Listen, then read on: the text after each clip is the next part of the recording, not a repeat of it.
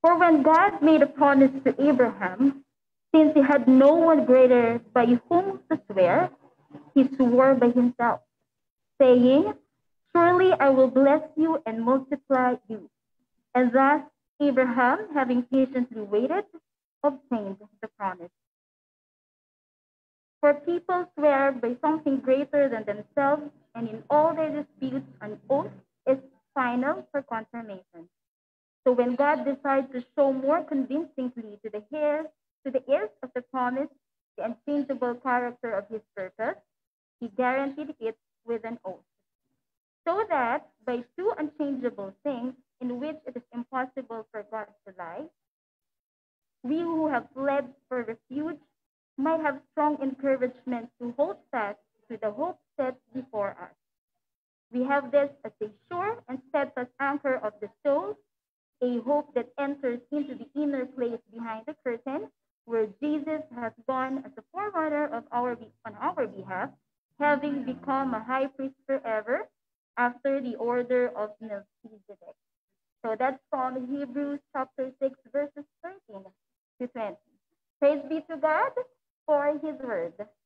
And now, I know we all missed him. He is now back, bringing all the energy, the strength, the enthusiasm, and the wisdom he gained from his rest and vacation. Sana yun lang ang nagain, hindi weight at fat.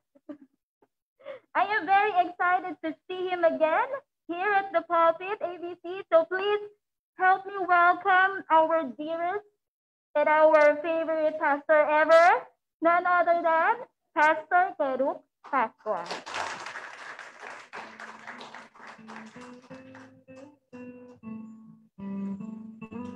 Sorry to disappoint you, Mitch. I gained weight. Magandang araw po. Una sa lahat ng mga kasama ko dito sa mismong lugar natin, sa A Blessed Church. Isa nga pong masigabong palakpakan para sa Panginoon. Alam ko na miss niyo itong lugar na ito. At gayon na rin po sa mga kasama natin sa kani-kaniyang tahanan, sa mga bahay-bahay po. Yan, yung mga timbahay. So, timbahan, tsaka timbahay. Ano? So alam ko po yung iba sa inyo siguro nag-iisip lalo na yung ating mga mahal na mga nanay at tatay sa church. Siguro naisip nila, dapat nandiyan din ako, sana makapunta rin ako diyan Siguro naisip nila kung pwede lang talaga pupunta sila dito Pero wag naman po, wag po muna Sumunod tayo sa ating protocol at ang kagandahan dito at least meron tayong mga alay sa Blessed Church. Di po ba? Ang tawag, di ba, kapag lumalabas sa tahanan ay alay, hindi po ba? Pero kung tutuusin, kung ikukumpara yung ating alay sa ultimate alay, sa pinakamagarbong alay na natanggap ng buong daigdig, walang iba kundi si Jesus, magmumukha lang talaga tayo mga alalay. Napakaliit ng ating kayang ibigay sa Panginoon. Actually, kung tutuusin, wala tayong kayang ibigay sa Panginoon. Kung ikukumpara po sa mga napakagagandang bagay na nakamit natin mula kay Jesus. So today we celebrate Jesus Christ. We celebrate what He has done for us. We celebrate His birth. At nakakatuwa kasi nagkaroon tayo ng pagkakataon kanina na alalahanin din ang kanyang kamatayan nung tayo ay nagdaos ng ating Holy Communion. Dahil ang kanyang kapanganakan ay mawawalan ng saysay kung hindi siya namatay. So can you imagine, we have a Savior who was born to die, born to suffer and die in our behalf. Kaya sa palagay ko, sapat ng dahilan yon para minsan pa ay ibigay natin sa Panginoon lahat ng papuri, palakpakan po natin ng Panginoon. Samahan niyo po ako na manalangin, sambahin siya, purihin siya. Panginoon, sa pagkakataong ito, Lord, kami po ay sama-sama na sumasamba sa iyo, tinataas ang iyong pangalan. Kinikilala, Panginoon namin, Lord, na kahit ang aming pinakamataas na pagsamba ay hindi sapat para tapatan ang iyong kadakilaan. Panginoon, lahat ng aming skill, lahat ng aming gift, lahat ng kahit anumang meron kami, Panginoon, ay kukulangin kung ihahambing, Panginoon, sa iyong kadakilaan, sa iyong kagandahan. At higit lalo, Panginoon, sa alay mong buhay para sa aming lahat. Salamat po, Panginoon, dahil pinili mo na kami ay iligtas. Pinili mo na saluhin lahat ng parusa na laan sana sa amin. And today we celebrate, Lord, because you chose to be part of us. You chose to be in flesh and to dwell among us. Pinili mo, Panginoon, na kami ay lingapin, and while we were yet sinners, Lord, you died for us. Salamat, Panginoon, dahil sa kabila ng katotohanan na walang kaakit-akit sa amin, pinili mo na kami iligtas at ialay ang iyong buhay para siguruhin, Panginoon, na lahat ng takot namin, Lord, sa kamatayan, lahat ng takot namin, Panginoon, sa kaparusahan na dapat tayo naghihintay sa amin, ay mapawi. We have enough reason to celebrate. And our reason to celebrate is not the gifts that we receive materially. Hindi, Panginoon, kung gaano karami ang handa na mailalagay namin sa aming mga hapag. Hindi ito, Panginoon, kung gaano kalaki ang aming mga 13th month pay. Wala itong kinalaman sa hamon at bola-bola at sa kahit ano pa man, Panginoon, na idinidikta sa amin ng mundo. We have one reason to celebrate, and that is none other than our Savior, Jesus Christ. And today, Lord, as we celebrate, Lord God, as we savor your word, Lord God, we pray that your Holy Spirit will not only dwell in us, but infill us, Lord, with joy, with strength, with wisdom, with everything that we need to go on, and to appreciate your majesty, to appreciate your gospel. With your help, Lord, in understanding your word, tulungan niyo po kami, Panginoon. Salamat po sa bawat isang ginagamit mo, Panginoon, ngayong araw na ito. At patuloy mo silang pagpalain, Panginoon. At sa pagkakataong ito, Lord God, we submit to you. We submit to your word. In the name of Jesus, we pray. Amen.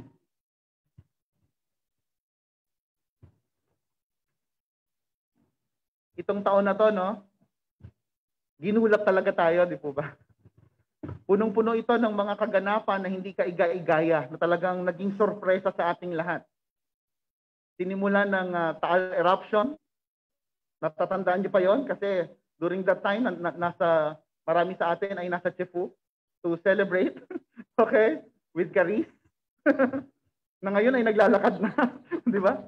Parang ang dami ng araw pala or panahon ang lumipas. Started with that Taal eruption and then COVID-19 pandemic that still continues even today. Meron pang Masbate earthquake, merong Typhoon Rolly, Typhoon Ulysses, just to name a few. At lahat ng plano natin, marami sa ating mga plano ay napigilan. No? Kaya palagay ko marami sa mga planner nyo ngayon, yung iba sa inyo pinaghirapan nyo pang inuman ng kape. Siguro bago pa until now, no? So at least you can be proud of that, no? Na merong bago pa rin sa inyo. At dahil po sa COVID-19 na ating dinanas, we were introduced to what we call the new normal, compelling us to adjust our ways in dealing with others. Kung dati ang sarap-sarap mag-appear, di ba? Kung dati uso-uso naman yung handshake at yung high five, yung group hug at pagmamano, dahil po sa banta ng COVID-19, kinailangan po nating i-adjust yung ating paraan ng pakikitungo sa isa't isa. No? Dati kapag nagtakip ka ng ilong sa bus, magagalit sa iyo yung mga nakatayo dahil ang iisipin nila nababahuan ka sa kanila, no? Pero ngayon yung pagsusuot ng mask ay napaka-normal na, no? At kapag hindi nakasuot ng mask, para sa atin malaking problema, di po ba? So maraming adjustment ang dinala sa atin ng COVID-19 pandemic.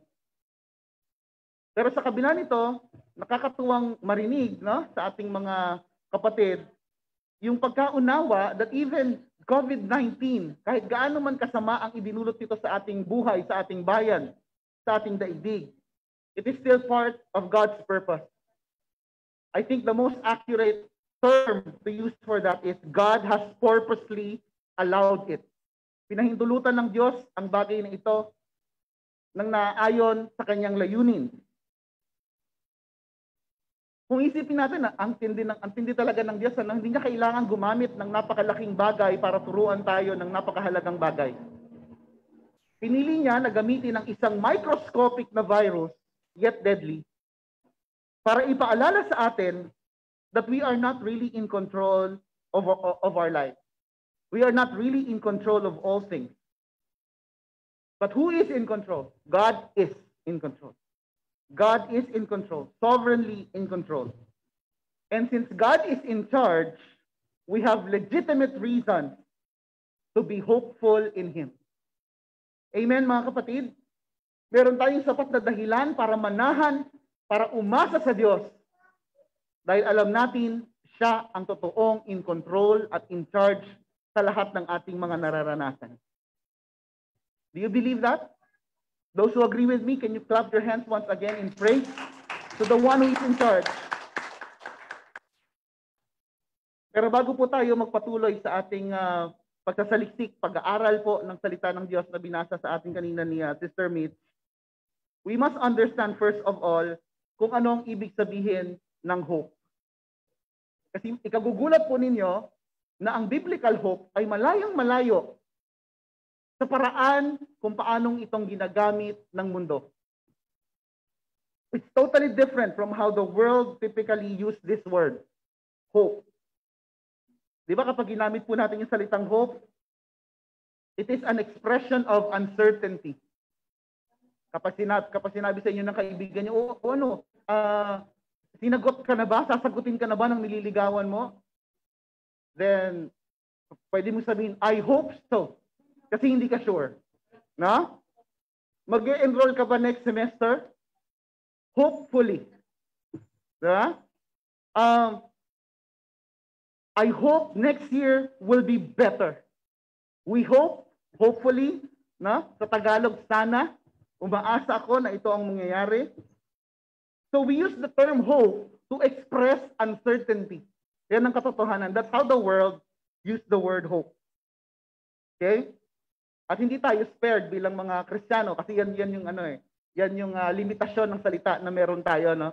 Lalong-lalo sa wikang Tagalog, di ba? Sa perspektibo ng world, we hope because we are not sure. Okay? Pag sinabing umaasa ka kasi hindi ka sigurado. That's how the world typically use the word hope. But biblical hope is different. Okay? Biblical hope is totally different. The New Testament word for hope is elpis, which means expectation of what is sure, of what is certain. Ang ibig sabihin po niyan, sure expectation. Doon po nanggaling yung salitang hope, elpis, sure expectation. So in biblical perspective, we hope because we are sure. Nakikita po natin yung difference, naintindihan po natin yan. Sa normal na pagkakagamit, no, we hope because we are not sure. But biblically, we hope, the children of God hope because they are certain, because they are sure. And for this reason, our everlasting hope remains firm and secure despite the uncertainties in life. At binibigyan po tayo ng tatlong magagandang dahilan ng salita ng Diyos ngayong araw na ito. Buksan po natin yung kanya-kanyang mga Bibles natin. Okay? Sa binasa po ni Ate Mitch kanina, let's begin with verses 13 to 15. Okay? First reason that we have why we are hopeful is because God made a promise. God made a promise. Nangako ang Diyos. Verse 13 to 15, ang sabi, when God made His promise to Abraham, since he had no one greater to swear by, He swore by Himself, saying, I will surely bless you and multiply your descendants. And so Abraham, after waiting patiently, obtained that promise. So himay-himayin po natin yung mga unang talata muna, verse 13 to 15. Ang sabi po rito, nangako ang Diyos. God made a promise. Pero mga kapatid, naisip niyo po ba, bakit mangangako ang Diyos? Kailangan po ba talagang mangako ng Diyos sa atin? God made a promise, and for me, this is something. We can really find a great wisdom from this verse alone. No? Sabi, God made His promise to Abraham. Kasi po, the fact that He promised demonstrates His gracious dealing with His creation. Kasi ang totoo kapatid, wala naman siyang obligasyon sa atin, di po ba? Okay? Apart from Jesus Christ, apart from the right to become God's children, that the cross has granted for all of us, that Christ has given us, has obtained for us, walang obligasyon ng Diyos sa atin. Okay? Hindi niya kailangang bigyan tayo ng assurance sa kanyang plano. But since we are God's children, we have the judicial right. Pag sinabing judicial right, yun yung sinasabi sa John 1:12. Okay? We have, to those who receive Him, to those who believe in His name, we have the right to become children of God. That word right there is a judicial term. Ibig sabihin nun, legal yung iyong pagiging anak niya. We have been adopted into His family, and therefore, since God is our Father, He has the obligation to take care of us. He has the obligation to reveal Himself for us. That's a divine obligation that we receive by grace. So wala siyang pagkakautang sa atin. Pwede niya namang piliin na hindi sabihin ang plano niya at hindi tayo i-assure ng kanyang kalooban. But He did that anyway. Now, He still did. Although, he doesn't owe us anything. So, nangako ang Diyos kay Abraham. Pero pag-usapan po natin, the recipients of the promise. Sino talaga ang tumanggap ng pangakong ito? Well, the word of the Lord, kapag tinignan po natin, no, yung mga binasa natin kanina, the beneficiary of the promise, first and foremost, ay walang iba kundi si Abraham. No? First and foremost. Pero yung naunang talata, kapag bumalik po kayo sa verse 12, ang makikita po ninyo roon, this promise is not only for Abraham. Okay? Abraham is not the sole recipient of God's promise, but also those who through faith and patience inherit the promises. So mga kapatid, essentially, itong pangako na sinasabi sa verse 13 ay hindi lang para kay Abraham, kundi sa salinlahi ni Abraham. Okay? Sa mga tao na ilalagay ng Panginoon sa ilalim ng kanyang lahi. So this is not only for Abraham, but for his offspring, for his descendants. Ngayon, ang tanong, ano ba itong pangako na ito, Pastor? Ano itong sinasabi sa verse 13 na pangako? Kung pag-aaralan po natin ang buhay ni Abraham, God made several promises to him. Okay? God made several promises to him. Ang karamihan doon sa mga pangakong ipinagkaloob ng Diyos kay Abraham ay unconditional promises. Ibig sabihin, ang katuparan ay wala sa performance ni Abraham. Ang katuparan ng mga pangako na binitawan ng Diyos para kay Abraham at sa kanyang mga saling lahi ay nakasalalay, nakabatay, nakatagni, nakapako, okay? Nakadikit sa katotohanan na ang Diyos ay tapat sa kanyang salita. The basis of the fulfillment is not Abraham's performance, not Abraham's righteousness or obedience. In fact, many times sa buhay ni Abraham, nakagawa siya ng mga bagay-bagay na hindi niya dapat ginawa bilang bahagi ng kawan ng Diyos. But it did not stop God from fulfilling what He said, because He is faithful to His word. Okay? Isa sa mga pangako kay Abraham, ikaw ay magkakaanak, Abraham, sa kabila ng iyong old age. At hindi lang siya basta matanda, no? Siya rin po ay merong asawa na barren o baog. Walang kakayahang magsilang. Pero despite those obstacles, despite of those difficulties na meron si Abraham being old and Sarah being barren, natupad pa rin ang pangako ng Panginoon. Isaac came to existence. Pero ang pinaka main promise po na binitawan ni Abraham, ang main promise na binitawan ng Diyos para kay Abraham ay naka-record po sa Genesis 22 verses 16 to 17. So I invite you to open your Bibles. Genesis 22, 16 to 17. Ito po ang sabi. By myself, I have sworn. So imagine niyo po ang Diyos na parang nasa loob ng isang hukuman at ang sabi niya, sumusumpa ako sa aking sarili. Okay?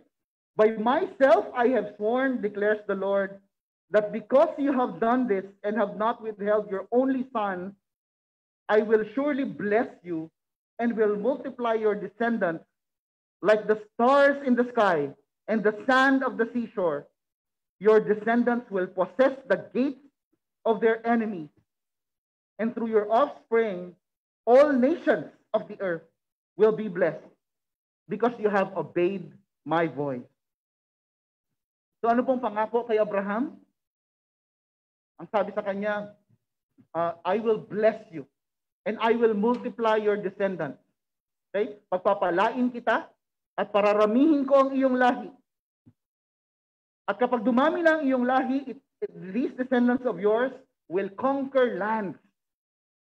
Na eventually, yung ultimate na pagko-conquer nila ng land ay nangyari when they were able to the leadership of Moses, no? They were ushered into the land of promise. Okay? Sadly, hindi nakasama si Moses, Pero it is part of the fulfillment of this promise that his descendants were able to conquer the lands of their enemies. At ano pa po, according sa Genesis 22, 16 to 17, ang sabi ng Diyos kay Abraham, all nations will be blessed through your offspring. And this echoes what God has told Abraham. Ang sabi niya, when Abraham was called by God, ang sabi ng Panginoon sa kanya, I will bless you so that all the people of the earth will be blessed through you. Pagpapalain kita at gagawin kitang pagpapala sa marami. So yan pong ibig sabihin, Now, ito pong pangakong ito ng Diyos ay natupad na, okay? At patuloy pa rin natutupad. In short, mga kapatid, it is a continuing promise. Ito ay nagpapatuloy maging sa ating panahon. Okay? At alam ko, malayo kayo sa isa't isa dahil sa ating social distancing protocol. Pero kung pwede kayong bumaling sa inyong kaliwat kanan, sabihin mo sa kanya, produkto ka ng pangako. Okay? You are the fulfillment of that promise. You're part of that. Tandaan natin yun, We are part of that promise. At ito'y nagpapatuloy. This promise finds its fulfillment through the proclamation of the gospel. Masyadong mababaw ang Diyos kung ang akala natin na pagpapalang ipinangako niya kay Abraham ay limitado lang sa kayamanang material at temporal o pisikal. No! The mission field or the mission task started not in the New Testament. And our missionaries know that very well. It started when Abraham was called, was chosen to proclaim, was chosen to fulfill the divine task of proclaiming who God is. Naintindihan po ba natin itong bagay na ito?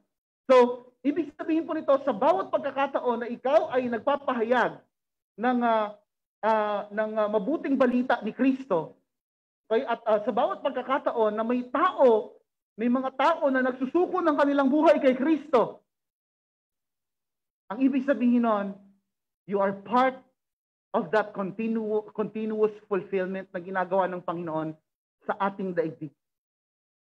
You are part of that promise. And as an evangelist, as a gospel proclaimer, you are part of that continuous fulfillment of God's promise to Abraham.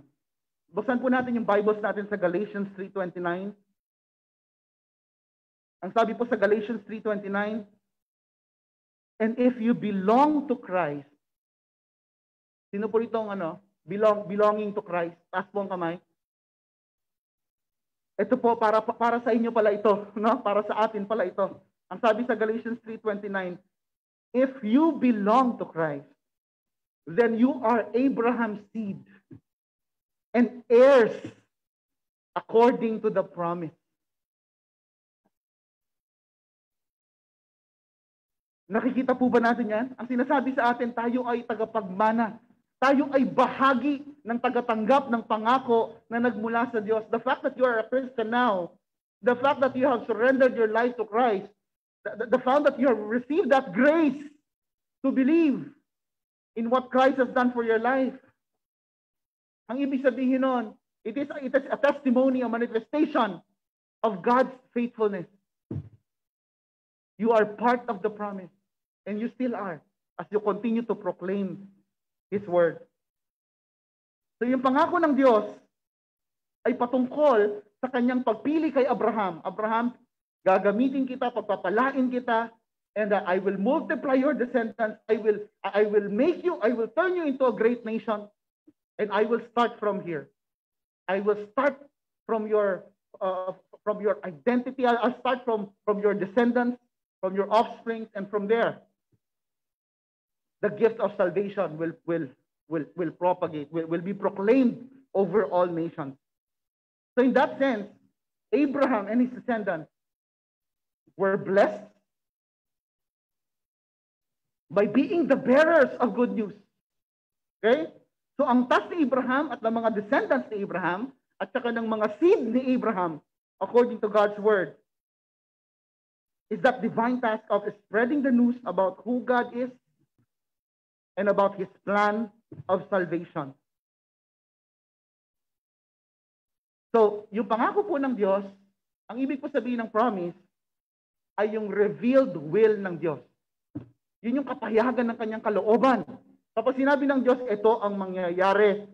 Ang ginagawa ng Panginoon sa atin, sinasabi niya sa atin kung ano ang nais niyang maganap. At kapag pinag-usapan natin ang salita ng Diyos, mga kapatid, hindi natin pwedeng maliitin. Because we ought to remember that the creation was made because of His word. Kapag sinabi niya, let there be light, there will be no other result but the light. But to produce light.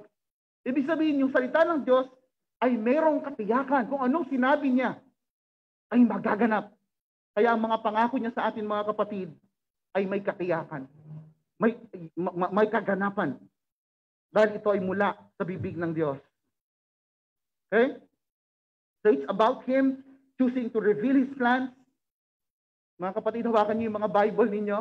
Maging kayo na mga nasa inyong kanya-kanyang tahanan, mga kapatid.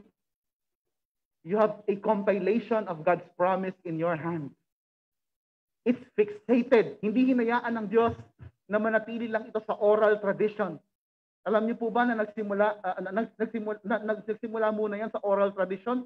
Pag sinabing oral tradition, binabanggit verbally until progressively ang salita ng Diyos ay naisulat, okay, at nagpapatuloy na isinusulat sa iba't ibang translation, okay, para abutin ang mga tao sa iba't ibang sulok ng daigdig. So mga kapatid, it is His revealed will. So His promises are sure. At kung tutusin, mga kapatid, mas marami pang pangako ang ibinigay sa atin, mga New Testament believers, kung ikukumpara sa mga pangakong natanggap ni Abraham nung siya ay nabubuhay pa. Okay? And it's all fixated. Pag sinabing fixated, siniguro ng Panginoon na ang kanyang mga pangako, na ang kanyang mga salita ay nakatatak. Okay? Sino po sa inyo mga nasa corporate world? Taas ng kamay. Kasi kaya ako natatanong kasi kayo sanay kayo sa doon sa fixation na tinatawag, di ba? Kapag may pinapapirma sa atin, takot tayo kaagad, no? Hindi tayo papayag na pipirma, no? Why? Because that is fixating your agreement. Pag sinabing fixating, wala ka ng lusot. Pag nakita, pirma mo yan eh. Pirma ko yan, ano? Ibig sabihin, umagree ka. Kaya we are very careful in signing documents, di ba? Because we know yung documentation na yon is fixated. So we ought to remember that. At ganun ang ginawa ng Diyos sa kanyang mga pangako. And now we have the Bible. Okay? Now you have the compilation of that fixated promises from the Lord. So, kung titingnan natin, yung promise ng Panginoon ay may kinalaman sa kanyang kagustuhan, sa kanyang kalooban. So kung tutuusin, mga kapatid, may katuparan ang pangako ng Diyos dahil meron siyang kayang gawin ganap ang kanyang kakayahan na tuparin ang kanyang pangako, and at the same time, kalooban niya ring tuparin ang kanyang pangako. So to illustrate, halimbawa, merong isang tatay, pangalanan natin, kunyari ang pangalan niya ay Jubel. At sasabihin ni Jubel sa kanyang anak, anak, very good ka. Gusto kitang regaluhan ng PlayStation 5. Okay? Palagay niyo matutupad o hindi? Palagay ko, knowing Jubel, matutupad. Okay? Kasi siya maglalaro. Mate, may regalo ko sa'yo, pero may regalo ko sa atin. Biro lang, Jubel, nalaglag ko siya, elder natin. But the point is, magkakaroon ng katotohanan for as long as that promise is based on his capacity, for as long that he can afford that promise, and at the same time, for as long as he wants that to be fulfilled. So in the same way, God made a promise not only because he can, but also because he finds delight in its fulfillment. Natatandaan niyo po ba yung ang sinabi ng Panginoon kung saan kahit isa lang raw po ang magsuko ng buhay, magrepent at magsuko ng buhay kay Jesus. Anong sabi? Nagkakaroon daw ng kasiyahan sa kalangitan. Okay? The heaven parties, they rejoice over one sinner who repents. Why? Because that's a fulfillment of the promise that God delights. Natutuwa po ba kayo, kapatid, na bahagi kayo ng pangakong ito? Palapakan po natin ang Panginoon. Okay? So, ang ibig pong sabihin, our hope is guaranteed because God's promises are perfectly reliable. It is perfectly reliable. Kapag sinabi niya matutupad, okay? Kung hindi pa natutupad sa buhay mo, kung hindi pa natutupad at parang naiinip ka na, maghintay ka lang, kapatid, kasi sigurado kapag binitawan ng Diyos, iyon ay may katuparan. At isipin nga po natin, ano-ano yung mga pangakong naiisip ninyo ngayon. Okay? As a church, the Lord has promised the gates of hell, even the gates of hell, will not prevail against it. No? If the gates of hell cannot prevail against it, definitely COVID-19 cannot prevail against the church. Hindi po ba? Ang sabi ng Panginoon sa iyo, I will never leave you nor forsake you. That's fixated, and that is sure. Ang sabi ng Panginoon sa Matthew 6, I will satisfy your needs. I will fulfill your needs. No? That is sure. I will restore your strength. That is sure. You have been forgiven. That is sure. You will be with me for all eternity. That is sure. Ang sabi ni Jesus Christ, I just have to depart for a while so that I can prepare a house for you. For in my Father's house, there's many rooms. That is sure. That is certain. God's promises are perfectly reliable. And number 2, mga kapatid, let's open our Bible sa verses 16 to 18 ng ating main text. We can be hopeful not only because God made a promise, but also because God took an oath. God took an oath. Basahin natin. Men swear by someone greater than themselves, and their oath serves as a confirmation to end all argument. So when God wanted to make the unchanging nature of his purpose very clear to the heirs of the promise, he guaranteed it with an oath. Thus, by two unchangeable things, in which it is impossible for God to lie, we who have fled to take hold of the hope set before us may be strongly encouraged. So anong ginawa ng Diyos dito? Makikita po natin sa verses 16 to 18. God did not only utter a promise, hindi lang siya nagsabit ng pangako. Ang ginawa ng Diyos, He confirmed that promise by taking an oath. Siya ay nanumpa. Hindi po ba sapat na yung mangako, di ba? Actually, napag-usapan nga natin kanina, pwede namang hindi mangako ang Diyos, hindi siya obligado kung tutuusin. But He did that anyway. Pero tila ba parang hindi pa sapat yung pangako, ang ginawa ng Diyos, pinagtibay pa ang pangako by taking an oath. Sino naman po dito mga teachers? Mga left passers sa inyo? Nag-take kayo ng oath, definitely, di po ba? So sa inyo mga profession, normally it involves taking an oath. Kayo po ay nanunumpa. Okay? Now, kung titingnan po natin, God did not only give Abraham a promise, siya po ay nanumpa. Okay? Siya po ay nanumpa. He took an oath. Pag sinabi po natin swearing an oath, ang ibig pong sabihin nun, ini-establish natin yung ating firm commitment doon sa ating sinabi. Okay? So ang ginagawa natin, pinapabigat natin yung ating accountability doon sa ating pinangako. So, swearing an oath demands a witness, an accountable witness, okay? An accountable mediation from a higher authority.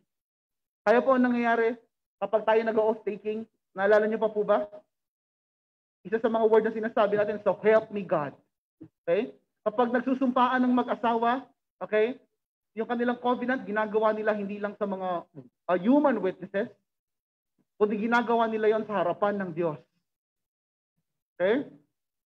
Nung ako po nanumpa sa NBI dahil may hit yung aking pangalan, may kriminalidad na nakatagni sa aking pangalan, kailangan kong manumpa.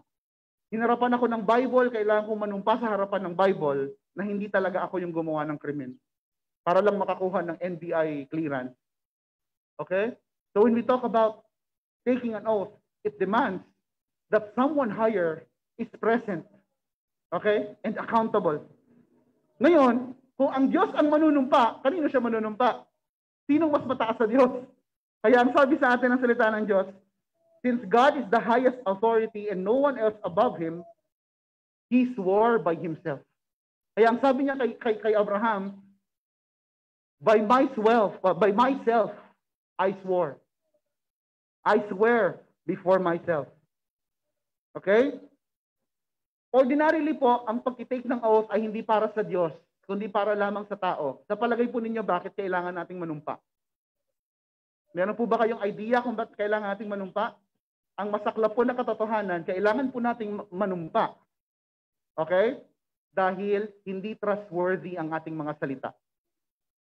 We are not trustworthy. So, kailangan nating pagtibayin yung ating mga sinasabi by taking an oath. Okay? With that understanding na kapag hindi ko tinupad ito, mananagot ako sa Diyos na nakakita. Sa Diyos na nasaksihan ng aking panunumpa. That's the value of taking an oath. Kaya lang mga kapatid, does God really need to take an oath? Is God also unreliable like us? No. God is trustworthy. He is perfectly trustworthy. Pero sa kabila ng kanyang faithfulness, sa kabila ng kanyang attribute of faithfulness, truthfulness, no? Hindi siya nakontento na mangako lang, magbitaw lang ng salita. Nanumpa siya. He took an oath. So ano pong epekto ng oath? Kung yung promise ay matibay ng sandigan, tapos nanumpa pa ang Diyos, ang ibig sabihin nun, okay, when God confirmed His promise with an oath, He made His word, He made His promise unchangeable and doubly dependable. So now we're not only talking about 100% sure, but 200% sure. Ang sinasabi ng Panginoon, kung anong sinabi ko, okay, at anong sinumpa ko, magaganap ng tiyak na tiyak. And that's what the word of the Lord is telling us today. Now, I want you to focus on that verse that we see in verse 18, on that word that we see in verse 18. Kasi this is a really exciting illustration that the Bible has illustrated for us, has given us. Ang sabi ron, fled to take hold of the hope. Fled. Lumipad. Yan ba ibig sabihin yan? Kayo po ba na-encounter nyo na yan at napag-isip din kayo, ano itong sinasabing fled to take the hope? Let's talk about that. And I'm sure this will really bring delight in your spirit. Ito pong salitang fled ay nagmula sa Old Testament concept, yung tinatawag nilang cities of refuge. Makikita nyo ang reference niyan sa Numbers 35 verse 9 and so on. at saka sa Joshua chapter 20. Ang ginawa po ng Diyos, namili siya ng 6 na city. 3 sa magkabilang panig ng Jordan. Okay? May 6 na syudad. Ang tawag po ron ay cities of refuge. At para saan ang cities of refuge? Halimbawa, ikaw ay Israelita na nakapatay ng tao, ikaw ay pahihintulutang pumunta sa cities of refuge ng high priest. Kapag nalaman ng iyong pagpatay ay hindi pala sinasadya. Let's say for example, self-defense. O kaya naman, aksidente talaga na hindi mo sinasadya. Halimbawa, naihagis mo yung kutsilyo, tapos pagbagsak ng kutsilyo, tubusok sa bunbunan at nawala yung tao. Or kung ano pa mga aksidente ang dinanas ng tao, hindi mo sinasadyang pumatay, pero ikaw ay nakapatay. You go to the city of refuge. The high priest will tell you to go there. Okay? At habang ikaw ay nasa city of refuge, walang pwedeng gumalaw sa'yo. Hindi ka pwedeng paghigantihan ng mga kamag-anak ng napatay mo. Okay? But that has a limit. That safety is only limited until the high priest. That cities of refuge is only effective for as long as the high priest is alive. So kapag yung high priest na nagpatuloy sa iyo sa cities of refuge ay natigok, no? Pumanaw na, magtago ka na, maghanap ka na ng ibang cities of refuge. Okay? Dahil may karapatan at meron ng kakayahan ang mga kamag-anak ng iyong biktima na ikaw ay paghigantihan. So yun po ang ibig sabihin nitong fled to take hold of the hope. We flee to that city of refuge sa ganong klaseng kalagayan. Okay? Now, ano pong kinalaman nito sa ginawa ni Jesus sa ating buhay? Ganito po yan. Yung cities of refuge is actually a foreshadow of Jesus Christ. Jesus is our city of refuge.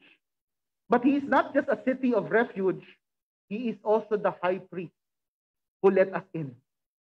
And for as long as this high priest is alive, nobody can touch you. No danger can harm you. Yan po ang essence ng cities of refuge. At ang sabi sa atin, we have fled to take hold of that hope. Why? Because of Jesus Christ. Okay? Ang sabi po sa Hebrews 7:23 to 25, now, there have been many other priests since death prevented them from continuing in office. But because Jesus lives forever, He has a permanent priesthood. Therefore, He is able to save completely those who draw near to God through Him, since He always lives to intercede for them. So, anong ginawa ni Jesus dito? Siniguro niya na hindi tayo maaano. For as long as we are in Jesus, we have refuge. Okay? And Christ sealed our hope. Yung kamatayan po ni Jesus ang naging expression ng pinakamagarbong oath na nasaksihan ng daigdig. Okay? When Jesus died, it is actually God taking an oath. Okay? It is actually Jesus taking an oath in our behalf. Okay? When the salvation of the redeemed is guaranteed by His blood. Okay? It was the most extravagant expression of blood compact. Di po ba dati yung mga katipunero nagba-blood compact sila? They are taking an oath through their blood. But Jesus Christ did more than that. Okay? Yung kanyang dugo ay nag-overflow mula sa kanyang katawan para pagtibayin ang kasunduan na meron ang Diyos sa atin patungkol sa ating kaligtasan. And that's basically what the communion is about. Kanina narinig natin si Brother Jeff, si Kuya Jeff na binasa yung isang verse, no? That this cup is the new covenant in my blood. Kasi yun po ang purpose ng dugo ni Kristo. I-seal yung katiyakan ng ating kaligtasan. Okay? We see that 1 Corinthians 11:25. Ang sabi, this cup is the new covenant in my blood. Do this as often as you drink it in remembrance of me. Yun ang value ng dugo ni Jesus. So mga kapatid, anong ibig sabihin? Our hope is guaranteed because God's word is doubly dependable. Hindi lang siya nangako, siya po ay sumumpa. Those are two different things. And because of that, His promise is dependable, doubly dependable. Can we give God praise for that? And lastly, God did not just make a promise. He did not just take an oath. But lastly, we can be hopeful because God gave His Son. We can be hopeful because God gave His Son. Verses 19 to 20. We have this hope as an anchor for the soul, firm and secure. It enters the inner sanctuary behind the curtain where Jesus, our forerunner, has entered on our behalf. He has become a high priest forever in the order of Melchizedek. Dinescribe si Jesus Christ dito as the anchor of the soul. Our hope is in Christ. Our hope in Christ is like an anchor of the soul. Para po sa kaalaman ng lahat, ang akala kasi natin, ang symbol ng Christianity, di ba, may gumagamit yung fish, yung ictus, narinig niyo na po ba yan? Nakita niyo na ba yung symbol na fish na ginamit ng mga early Christians para as a symbol, no? Pero bukod sa cross, bukod sa fish, isa sa mga popular symbols sa mga early Christians when we talk about Christianity is the anchor, yung angkla. Para sa mga seaman natin, marami tayong seaman sa Blessed Church. Okay? Alam nila kung anong function ng anchor. Okay? Para saan po ba yung anchor? Ito po ay para masiguro na yung nakaparadang barko ay hindi tatangayin ng hangin. Okay? Yung stability ng mga barko habang ito ay nakaparada, di po ba? So that's the purpose of having an anchor. Nung hinukay po yung mga libingan ng mga early Christians, at one point meron po silang nakita na 66 pictures doon sa libingan ng mga early Christians, 66 pictures of anchors. Okay, proving that it's really symbolic of the hope that we have as Christians. Meron pong isang philosopher, Greek philosopher, si Epictetus.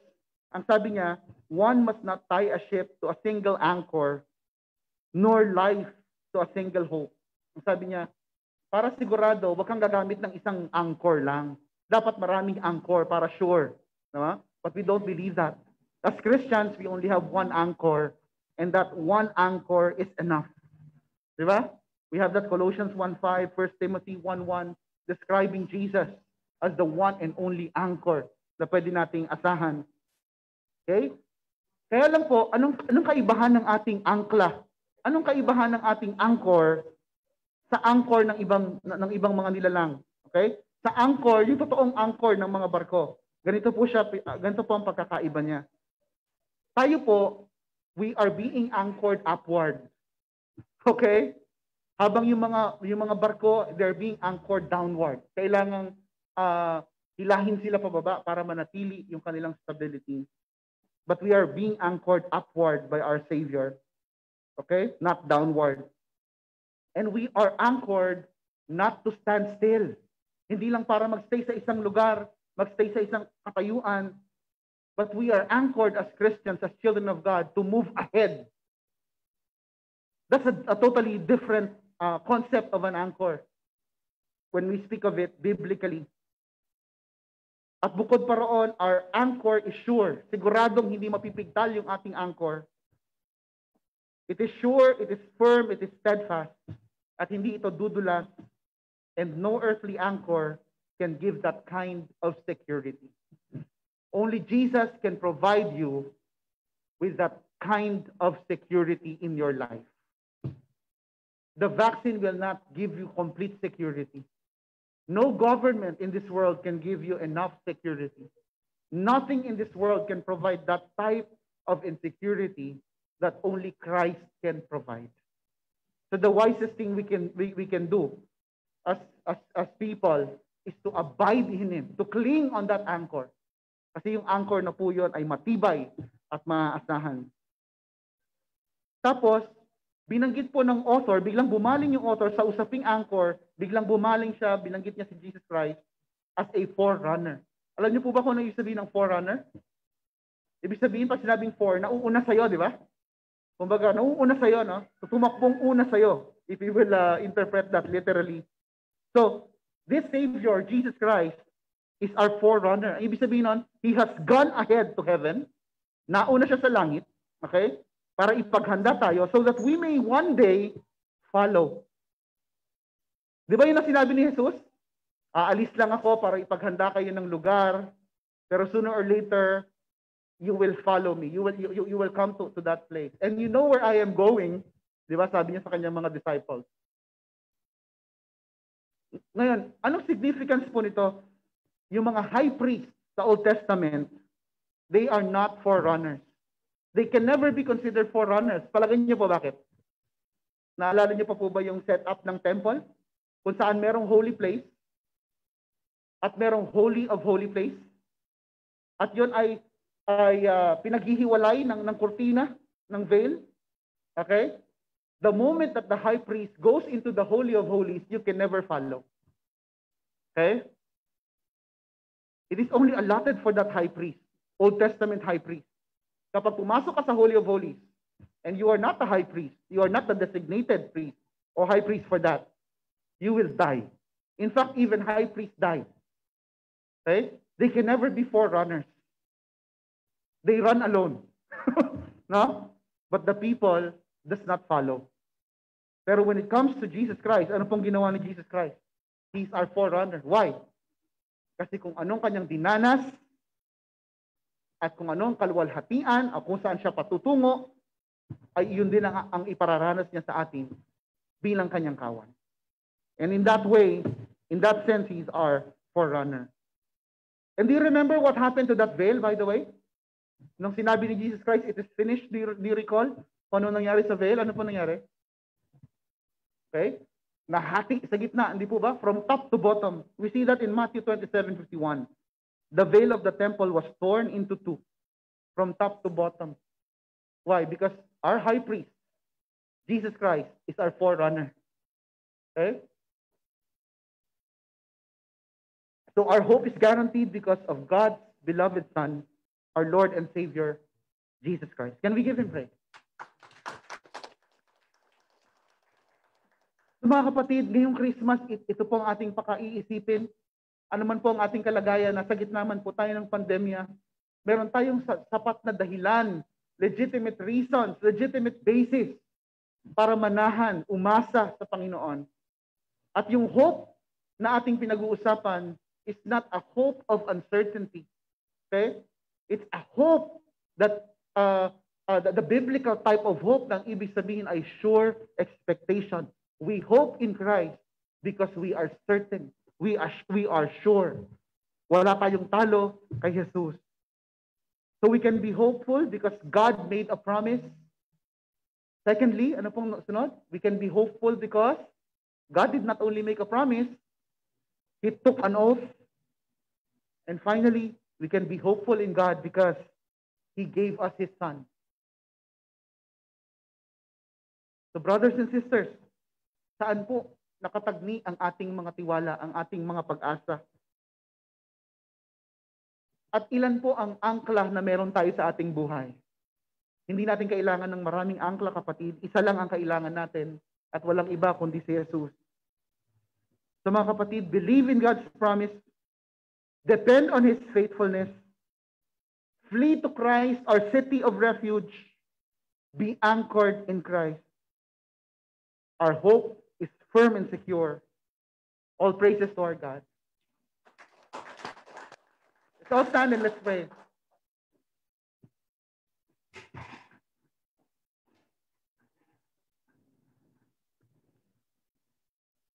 Panginoon, salamat po sa iyong salita. Thank you, Lord, for granting us this mercy, this grace of receiving your word. Salamat po sa iyong pangako. Salamat po, Panginoon, dahil kami ay makakaasa sa iyong salita, sa iyong pangako. Kinikilala, Panginoon, namin, Lord God, na ito'y dahil sa iyong katapatan, dahil ikaw ay katotohanan, Panginoon, dahil ikaw ay mabuti. Hindi ito nakasalalay, Panginoon, sa aming husay, sa aming kabutihan, dahil wala kami noon, Panginoon.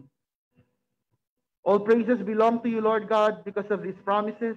And we trust in your promises, Lord. Tulungan niyo kami, Panginoon, Sa mga pagkakataon na kami magda-doubt sa inyong salita, Lord, tulungan niyo po kami, Panginoon, Lord God, na mapanumbalik yung aming maigting na tiwala, Panginoon, sa mga pangako. Panginoon, turuan niyo po kami na ang tingnan ay iyong salita at hindi ang mga external na kaganapan, Lord, sa aming buhay. Tulungan niyo po kaming manahan sa iyo lamang, Panginoon. At wala na pong iba, Panginoon. Pinagkakaloob o binibigay po namin sa iyo, Panginoon, lahat ng papuri at pasasalamat. Dahil ikaw lamang po ang nararapat dito, Panginoon. Thank you, Jesus. We give you all glory and praise. Amen. Amen.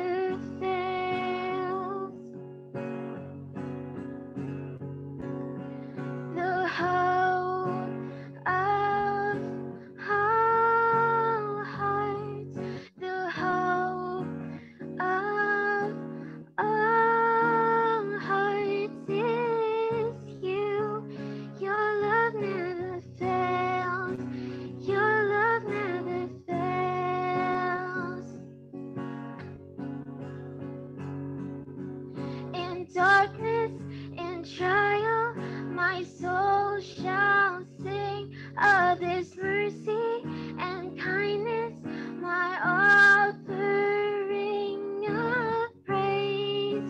Our God never fails. Our God never fails.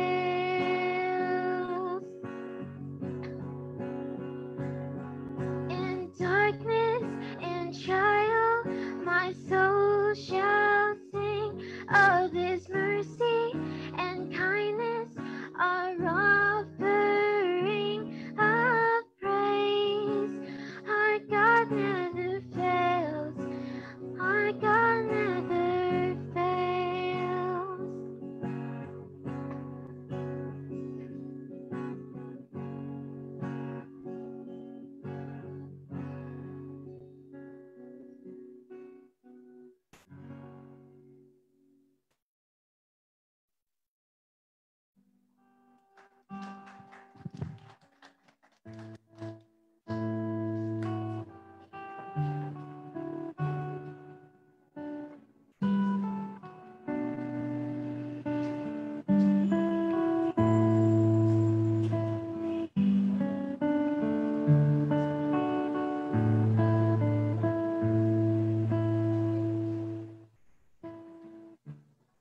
Maraming salamat po, Pastor Keruk Pascua, and also kay Sayil for using your God-given talent, of course, for His glory. So we're very proud of you.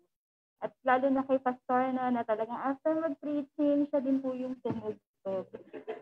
We are proud of you as well. All right, moving on with our worship service. For our offerings. So let's always be reminded of the truth when it comes to giving. So basahin ko lang to, isa sa mga paborito nating verses when it comes to giving. 2 Corinthians chapter 9 verse 7. Each of you should give what you have decided in your heart to give, not reluctantly or under compulsion, for God loves a cheerful giver. Okay, so naging mahirap sa atin yung pagtatayt sa panahong ito, no, simula ng May. Kaya naman nandito po yung pamamaraan, no, kung paano po tayo makakapagbigay sa church sa ating tithe. So, I believe naka-flash sa screen natin, no, yung mga pamamaraan. Talaga namang very good ang church. Ang mga pamamaraan at pamimilian. May mga choices pa tayo dyan. Okay, marami tayong options kung paano tayo magbibigay. Una, sa pamamagitan ng online bank transfer. Ayan. So, maglipat ng pondo sa bank account ng ABC. Naka-flash po sa inyong screen ang ating bank account. Then, ipadala ang screenshot ng transaction kay Kathy Umandal. Okay? So, kilala niyo po yan. Pangalawa, sa pamamagitan ng bank deposit. So magtungo po sa PNB sa May Caridad, dito po yan sa Cavite City, at i-deposito ang tithe sa account name. Andyan po naka-flash din sa inyong screen ang ating bank account name and number.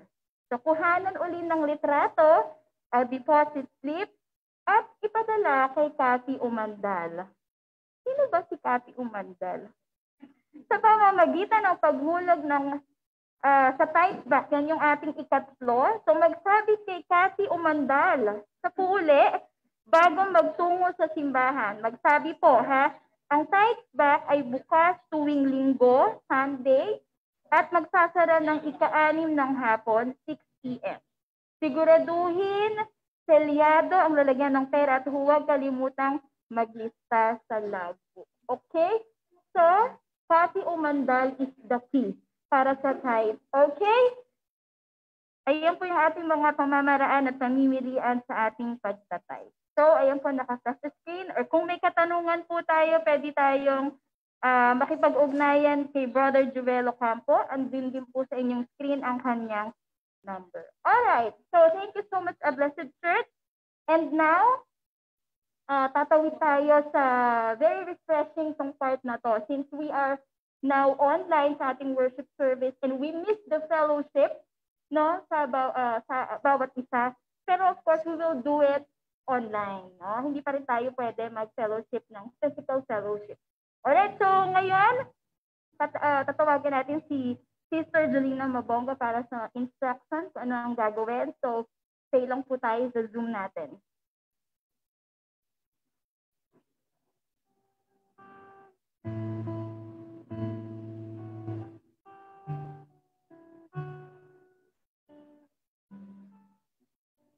Good morning, a blessed church. Sa puntong po ito ng ating programa, tayo po ay magkakaroon ng isang online fellowship na tunay na ating pinanadikan. Through a breakout session para from 10 to 15 minutes po ang allotted time.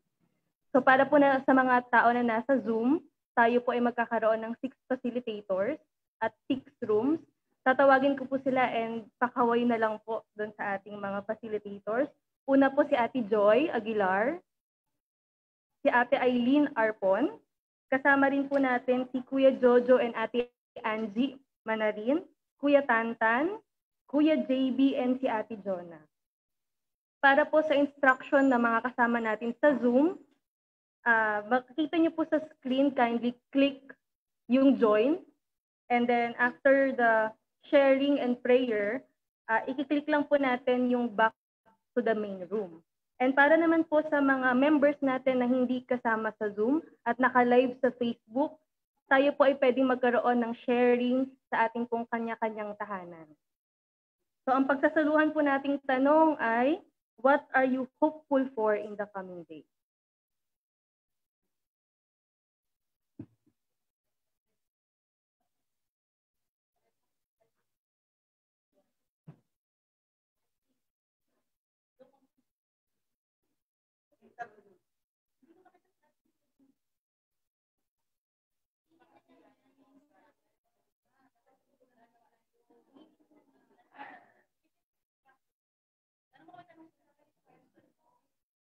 Ayan, so mayroon po ba kayong mga tanong? Okay, so again po, magkakaroon po tayo ng 6 facilitators. Isa po dyan si Ate Joy Aguilar, Ate Eileen Arpon, si Kuya Jojo and Ate Angie Manarin, Kuya Tantan, Kuya JB and Ate Jonah. So alam ko po na na-miss po natin itong fellowship. And this time po, kahit na magkakalayo tayo, gamitin po natin yung ating advanced technology para makapag-sharing and pray together. Again po, para sa mga nasa Zoom, makikita niyo po later sa screen yung button na nakalagay ay click join. And then after nung sharing and prayer, kindly click yung back to the main room after 10 to 15 minutes. And para po sa mga wala sa Zoom at nasa Facebook Live naman, pwede kayo mag-sharing together with your family sa kanya-kanya mga tahanan. At again, ang question po na pagsasaluhan natin ay, what are you hopeful for in the coming day?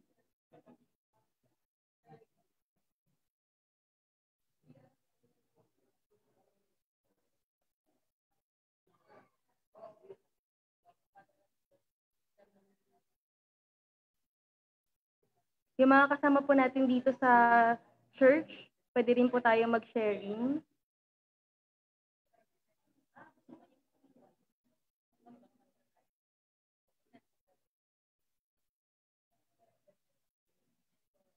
Habang naghihintay, pwede na po kayo mag-isip, what are you hopeful for in the coming day?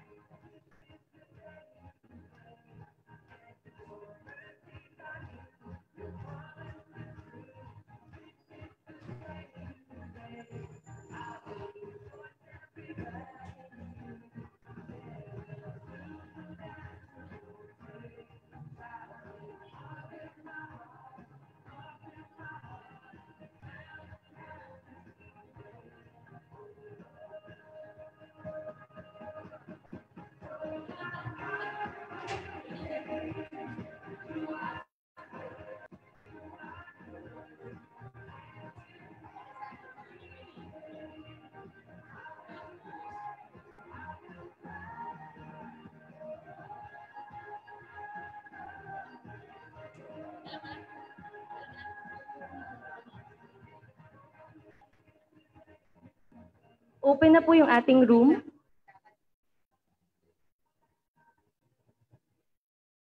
Open na po yung room. Pwede na po tayo mag-start ng sharing and afterwards yung atin pong prayer.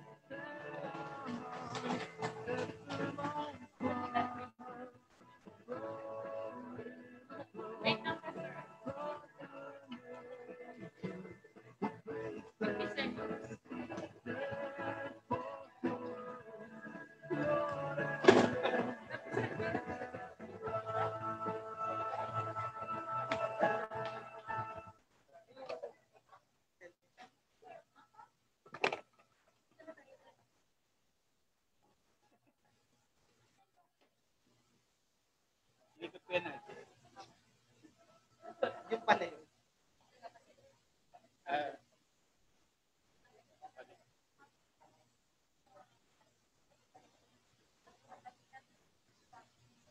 Camera niyo. Wait lang.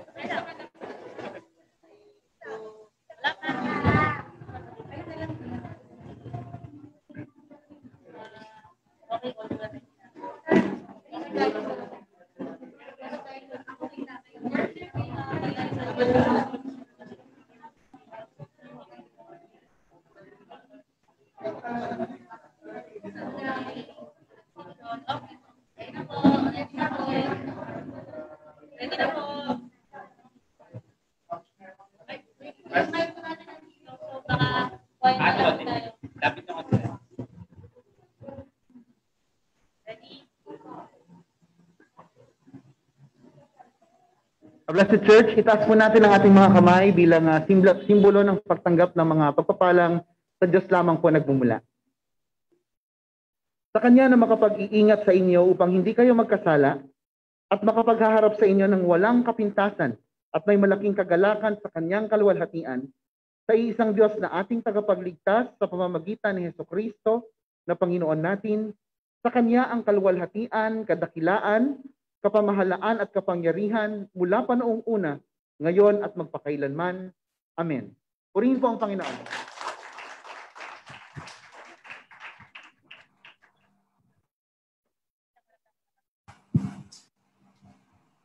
Message.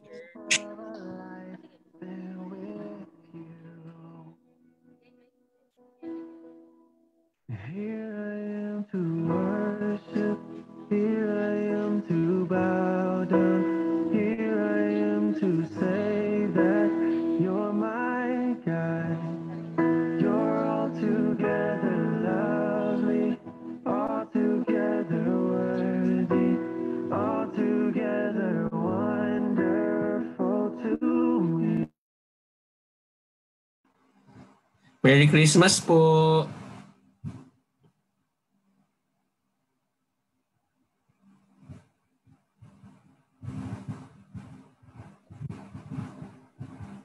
Merry Christmas! Merry Christmas po. Kaya Pasko, Merry Christmas!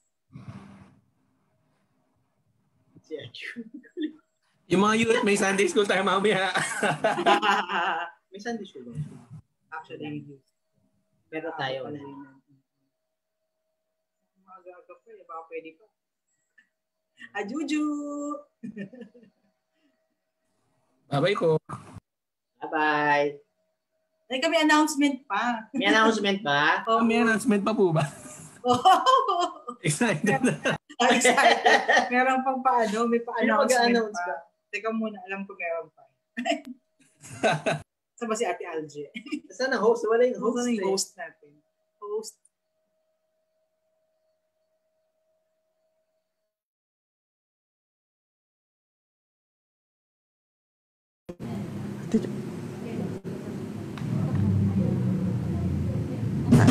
Ate, pa-unmute nun sa'yo. Nakamute na kayo lahat eh.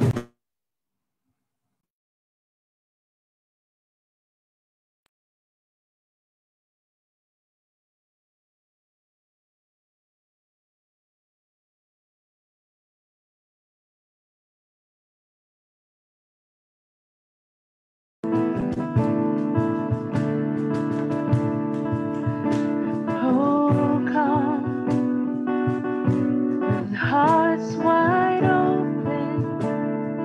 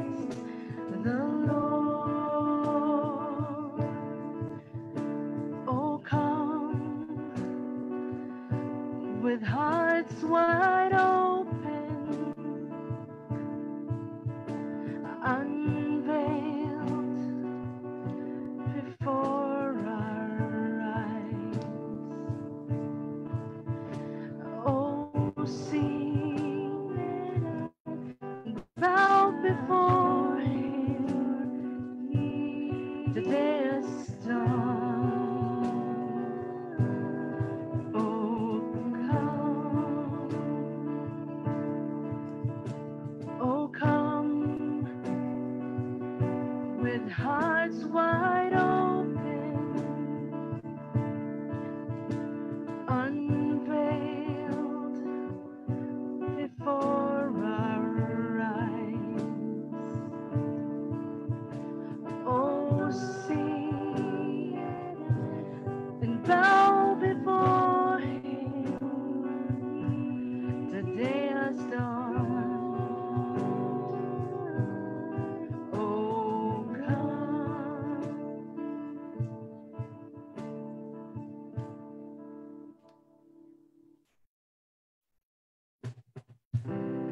Hey, yeah.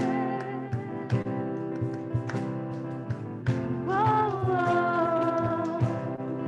Hey, yeah. Whoa, whoa. Hey. Jesus, what a beautiful name. Son of God, Son of Man, Lamb that was slain. Joy and peace, strength and hope, grace that blows all fear away. Jesus, what a beautiful name. Jesus, what a beautiful name. Yeah, yeah, yeah, yeah. Yeah, yeah, yeah, yeah, beautiful name. Yeah, yeah, yeah, yeah, yeah. Jesus, what a beautiful name. Truth revealed, my future sealed, healed my pain. Forgiveness, security, power, and love. Grace that flows all fear away. Jesus, what a beautiful name. Jesus,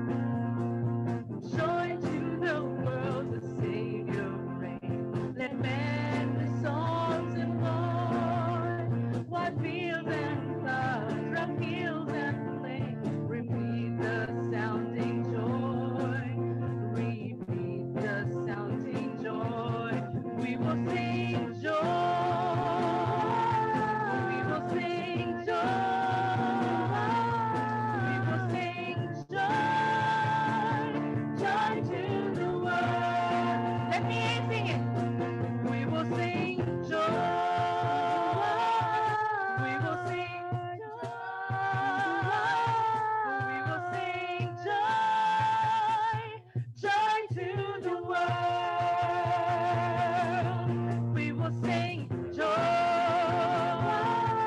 We will sing joy. Dear Jesus, we will sing joy. Joy to the world. For the last time. We will sing joy. We will sing joy. We will sing joy.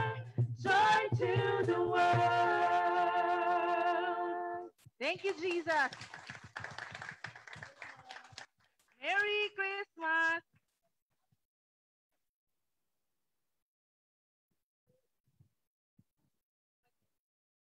Hello, Merry Christmas from ABC. God bless po. Ang hirap ng live. Thank you. At ito na po ang susunod na mga videos for our announcement.